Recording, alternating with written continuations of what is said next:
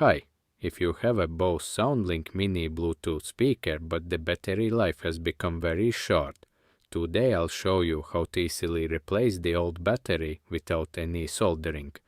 Just buy a new replacement battery, the link is in the video description. Start by removing the rubber cover on the bottom.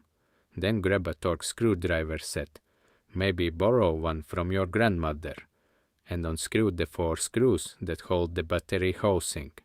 Next, carefully take out the old battery. As you can see, it connects like older laptop batteries, so there's no need for soldering.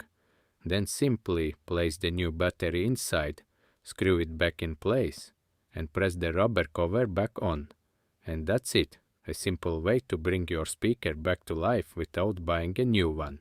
I hope you learned something new. I'd really appreciate it if you subscribed. Good luck!